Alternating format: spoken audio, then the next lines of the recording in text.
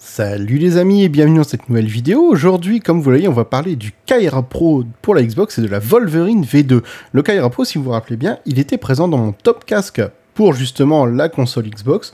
On va voir ce qu'il vaut, on va voir ce que vaut la manette. Bref, on attaque tout de suite.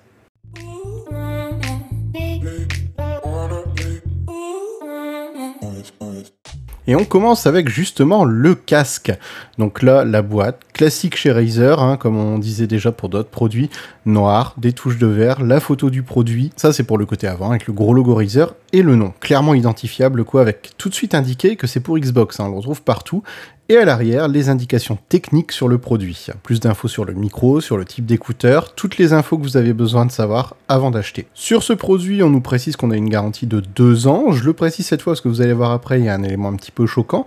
Et que c'est Razer Chroma RGB, donc le casque va s'illuminer dans toutes les couleurs du chroma de chez Razer. Clairement écrit que c'est pour la Xbox Series X, S et la Xbox One, donc Xbox One X aussi, hein, ne vous inquiétez pas. En gros, c'est compatible avec toutes les Xbox, de la FAT jusqu'à la dernière sortie. La manette, elle, pour sa boîte, arbore exactement, comme vous voyez, le même design que le casque. Un noir, une bande verte en bas, le logo Xbox sur le coin, le nom avec V2 en haut, le logo Razer au même endroit. Il y a clairement un design chez les boîtes Razer qui est identique. Et au dos, pas de surprise, on retrouve toutes les caractéristiques techniques. Ils mettent en avant le fait que les gâchettes sont réglables, qu'il y a des boutons d'action supplémentaires. On a vraiment un descriptif très complet. À l'avant, on retrouve donc la certification Designed for Xbox qui garantit que le produit est compatible et fait pour la console de chez Microsoft. Comme pour l'autre boîte, on nous précise sur le côté que c'est compatible Xbox Series X. Série X, on ne précise pas la série S, mais pourtant ça fonctionne aussi. Et pareil pour les Xbox One, ça fonctionne avec tous les modèles. Pas de problème. Je sais pas pourquoi c'est pas marqué sur celle-là. Par contre, là, premier élément qui me déçoit pour la manette, on a une garantie de seulement 1 an, alors que pourtant il me semblait qu'en Europe, la garantie légale était de 2 ans. Mais là, non. 1 année, moi je trouve ça très peu, surtout pour un produit à ce prix-là. C'est un peu limite. Continuons sur la manette. Le design général est assez beau avec ce plastique à effet un petit peu granulé, les deux traits verts pour rappeler les couleurs de la Xbox de chaque côté. C'est une manette assez compacte, assez trapue, mais que je trouve très agréable. Les joysticks ont un design sympa avec une espèce de cible au centre et un petit renfoncement, ce qui fait que quand vous jouez, votre doigt est bien pris dedans, il ne glisse pas. C'est très très agréable et ça vous apporte du coup encore plus de précision et ça c'est très important. Les boutons sur le côté, j'en parle tout de suite, ils sont mécaniques, ils sont cliquis quand vous appuyez dessus. Pour les gamers PC qui sont habitués, ça vous fera le petit clic qu'on aime bien. C'est très qualitatif, ça donne une bonne impression de solidité et ça inspire confiance. Pour le reste, on retrouve la croix directionnelle, les boutons classiques de la Xbox, un bouton de capture d'écran et un bouton de changement de profil. L'indication Razer avec une petite LED au-dessus pour justement gérer les profils.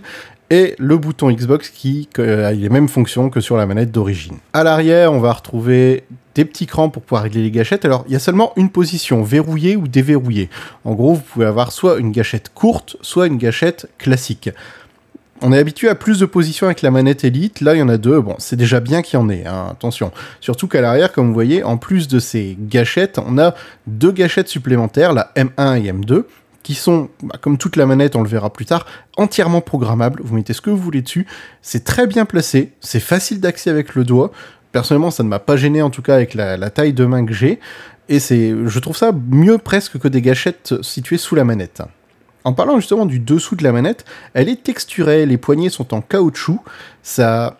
Comment je pourrais dire, même quand vous transpirez, ça ne glisse pas, et c'est très agréable à prendre en main, c'est pas irritant, ça chatouille pas, enfin c'est vraiment très bien, ça offre une excellente prise en main. C'est une manette filaire, donc il vous faudra la brancher sur le port USB avant de votre console, pas besoin de synchroniser, pas de problème de batterie, du coup, c'est l'avantage du filaire, on va dire, en plus du temps de réaction. Ils ont pensé à tout, puisque sur le câble, vous avez une section qui est juste là, et qui peut se séparer, ce qui fait que si vous tirez un peu trop fort sur le câble, ça se décroche à ce niveau-là, ça ne risque pas de tirer votre console en bas du meuble, et ça c'est très bien. Un anti-parasite, un câble renforcé en caoutchouc, une prise USB très solide, c'est du Razer, ça inspire confiance. Pour la Xbox, il va falloir installer le logiciel Razer Control Setup pour Xbox. C'est une appli qui est directement disponible dans le store et qui va vous permettre de tout faire. Dans cette appli, vous allez pouvoir créer et gérer vos différents profils, les modifier, renommer, les copier, et à partir des profils, vous allez pouvoir tout faire. Comme vous voyez, personnaliser chaque bouton avec la touche que vous voulez. Là, par exemple, les gâchettes supplémentaires, comme vous voyez, servent à augmenter ou baisser la sensibilité des joysticks, carrément. Ça, c'est un gros kiff. En jeu, ça vous permet, sur des Call of Duty, de gérer votre sensibilité en fonction de l'arme que vous avez. C'est très bien fait. Après, chaque touche, comme je disais, est programmable. Hein. Comme vous voyez, vous pouvez réattribuer les touches menu Xbox, la touche menu et la touche voir. Vous pouvez parfaitement attribuer d'autres touches dessus, et ça, c'est très bien. Pareil pour les joysticks. En plus de la sensibilité à la volée, vous pouvez paramétrer votre propre sensibilité avec ce banc test, où vous avez voilà, le carré qui vous permet de déplacer le joystick, de voir ce que ça donne, et au-dessus la jauge qui va vous permettre de régler l'intensité justement. Les vibrations sont elles aussi paramétrables, on peut régler l'intensité, il y a une vibration par poignée, c'est très bien fait, on a des bonnes sensations au niveau de la manette, on a un bon retour de force avec justement ces vibrations, c'est très agréable.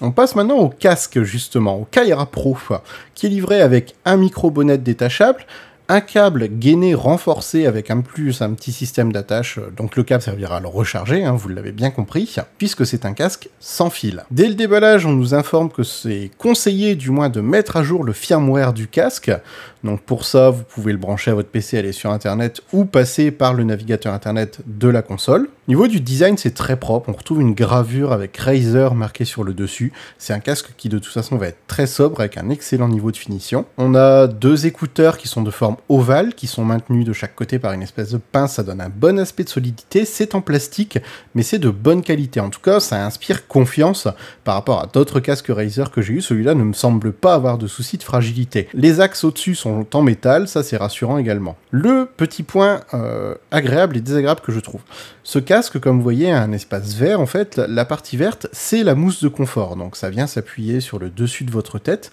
mais il n'y a que cette partie-là qui est molle, ce qui fait que quand vous avez la tête un petit peu large comme moi, bah c'est pas du tout confortable à mettre, puisque ça vous appuie sur les côtés. Sur ce côté-là, d'ailleurs, justement, on va retrouver le bouton pour l'allumer, pour couper le micro, régler le volume, la prise de charge et la prise pour brancher le micro. Et d'ailleurs, en parlant de micro, restez bien jusqu'à la fin, il y a une petite astuce que je vais vous donner qui fait tout en fait. Donc le bouton, c'est pas un bouton tactile, c'est un bouton physique qui va servir soit en haut à couper le micro, soit en bas à l'allumer. Et la molette son, pareil, on n'est pas sur des boutons, on est sur une molette, ce qui fait que c'est très silencieux à utiliser quand vous manipulez le casque. Il n'y a pas de problème, ça ne s'entendra pas dans le micro. Et ça, c'est une bonne chose. De l'autre côté, on retrouve le bouton pour le connecter en Bluetooth, le bouton pour le connecter en sans fil à la Xbox, puisqu'il est compatible directement sans plug, et ça c'est le top du top, et le mic chat qui va prioriser dans le casque soit le son du jeu, soit le son du chat vocal. La prise micro, comme vous voyez, a une forme spécifique, ce qui fait que vous ne pouvez pas vous tromper de sens, et en fait le petit trou juste au-dessus c'est un micro secondaire. Je vais vous expliquer l'usage à la fin de la vidéo, mais vous allez voir que c'est juste super bien pensé. L'autre avantage c'est qu'il se recharge en type C, donc câble fiable, solide, pratique. Le micro de base est de très bonne qualité, il y a une bonnette anti-souffle pour éviter d'entendre les bruits de Dark Vador, il est souple pile comme il faut, on peut le placer vraiment comme on veut au niveau de la bouche, et c'est très bien. Pas de repère visuel, par contre dessus, pas de LED ou quoi que ce soit, pour nous indiquer quand il est on ou off. Ça c'est le petit inconvénient. Les coussins des oreilles ont une forme ovale, très confortable, moi j'ai pas eu de soucis avec, seul souci comme je vous ai dit c'est l'arceau. La couleur verte pour rappeler que c'est un casque pour Xbox, c'est très moelleux, c'est pas très chaud, ça isole très bien par contre des bruits extérieurs, c'est vraiment super confortable pour plusieurs heures de jeu. Associé à la manette, on a vraiment un combo qui est très intéressant en tout cas, c'est vraiment deux produits de très bonne qualité. Et le RGB sur le casque est vraiment sympa. Sachant qu'en plus vous pourrez le paramétrer avec justement l'application pour le casque Xbox. Le logiciel du casque est un petit peu à l'image du logiciel de la manette, c'est-à-dire très simple à prendre en main et très bien fait, permet de tout régler sur la console. On va avoir le même système de profil, vous allez pouvoir créer, copier, renommer, etc. Et au niveau des modifications, on va avoir un égaliseur audio, ce qui fait que vous pouvez vraiment mettre l'audio comme vous le préférez, et ça c'est vraiment agréable sur un casque console. Pareil pour le micro. Plusieurs options pour adapter le son en fonction de l'environnement dans lequel vous êtes. Vous pouvez amplifier le micro, le casque, gérer le RGB du casque, éteint, statique, cycle de spec, respiration, avec une intensité lumineuse au choix, sachant que forcément, si vous le désactivez, vous avez un peu plus de batterie. J'ai pas l'autonomie en tête, mais globalement, sur les batteries, Razer ne se trompe jamais par rapport à ce qu'ils annoncent. Ça, c'est un point où j'ai jamais eu de soucis.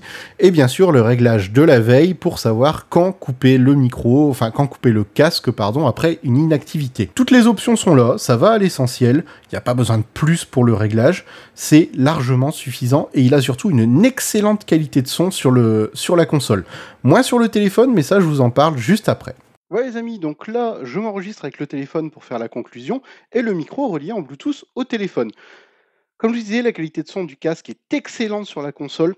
Sur le téléphone, un peu moins bonne, elle est un peu étouffée, on a l'impression, c'est assez particulier. Là, vous avez le son du micro, du coup, en direct pour cette conclusion.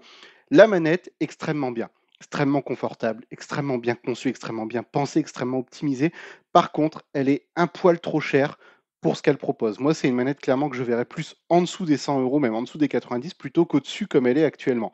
Ça, pour moi, c'est le point un peu négatif de cette manette, mais je ne peux que vous la conseiller. Le câble, on aime ou on n'aime pas. Moi, personnellement, ça ne me dérange pas, mais globalement, c'est une excellente manette. Pour le casque, comme je disais, le son un peu étouffé sur le téléphone, mais il a une conception très particulière, puisqu'il se connecte sans fil à votre Xbox, ce qui est le top, mais il est également conçu pour fonctionner avec le Game Pass et le cloud sur téléphone, puisque si vous sortez de chez vous et que vous ne voulez pas avoir l'air débile avec le micro comme ça, eh ben, on décroche, et là, il y a le petit micro secondaire. La qualité doit être moins bonne là au moment où je vous parle, qui prend le relais. Ce qui fait que si vous avez le Game Pass ou si vous jouez sur votre téléphone, vous pouvez avoir tout de même un micro pour chatter sur Discord avec votre équipe, tout en écoutant le son du jeu et avoir accès à des paramètres. Et ça, c'est génial, ce qui fait que c'est un casque très complet en fait. Après, pour le confort, comme je disais, l'arceau pas super confortable, en tout cas avec la forme de tête que j'ai, ça, c'est pas le pied du tout. Hein, je pourrais pas faire des heures de jeu avec. C'est un très bon produit, il a une excellente autonomie batterie, très bien conçu, les boutons très accessibles. Moi, je ne peux que vous conseiller ce combo. Est-ce que c'est le meilleur combo qui existe pour les nouvelles Xbox? Ça, je ne sais pas, c'est un avis personnel. Moi, en tout cas, ça m'éclate d'utiliser ce matériel, je ne le regrette absolument pas. La manette est top, même par rapport à une manette Elite qui, c'est vrai, est plus qualitative, elle reste quand même tout à fait correcte, mais un poil trop cher. Le casque, lui, question de confort, c'est assez moyen. Question de son, je le trouve très bon. D'autres ne vont pas l'aimer. Comme d'habitude, c'est un avis personnel. En tout cas, je compte beaucoup sur vos commentaires. Hein. Donnez-moi votre avis. Dites-moi ce que vous utilisez comme casque et comme manette et quel modèle d'Xbox vous avez. Est-ce que vous avez pris le Game Pass Ultimate ou pas? À quel jeu vous jouez? Dites-moi un petit peu tout en commentaire. Lâchez des likes, partagez. On partage. Je vais essayer de vous faire d'autres produits sur les consoles si ça vous intéresse. Ça pareil, dites-le moi en commentaire. En tout cas, on se retrouve très bientôt dans plein de prochaines vidéos. Ciao!